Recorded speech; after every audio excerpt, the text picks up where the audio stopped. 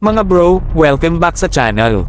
Ang napakalaking balita ngayon, ang HD Hyundai Heavy Industries ay naglunsad ng unang HDC 3200 Corvette para sa Philippine Navy ngayong araw, June 18, 2024 sa Ulsan, South Korea. At heto na nga, kumpirmado na ang pangalan nito ay Miguel Malvar 06. Sino ba naman ang hindi ma-excite dito? Grabe, mga bro, ang lakas ng itsura ng Miguel Malvar. Meron itong dalawa pinarami ng 12 cells VL Mica launchers at isang Auto Molara 76mm Super Rapid Main Gun. Wala nga lang trail system na kinakalat ng ibang pages. Pero huwag mag-alala, solid na solid pa rin ang firepower nito. Isipin nyo rin, may FFBNW space pa na pwede pang lagyan ng another 8 cells MK41 o KVLS, o kaya naman another 12 cells VL Mica VLS. Sapat na sapat ang space ng barko para sa mga upgrades na yan.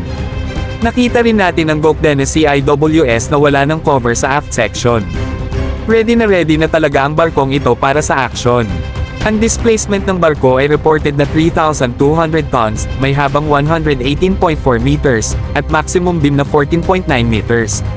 May cruising speed ito na 15 knots, 28 kilometers per hour, at isang cruising range na 4,500 nautical miles, 8,330 kilometers.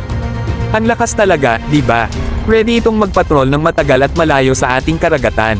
Mga bro, this is a game changer para sa Philippine Navy. Ang Miguel Malvar ay hindi lang basta barko, kundi isang simbolo ng ating paglakas at determinasyon na protektahan ang ating teritoryo. Talagang saludo tayo sa ating Navy at sa lahat ng sumusuporta sa proyektong ito. Kaya, mga bro, patuloy lang sa pagsubaybay sa channel na to para sa iba pang updates at exciting news. Napakaraming developments ang magaganap, at sigurado akong proud tayong lahat sa bawat hakbang ng ating bansa patungo sa mas matibay na depensa.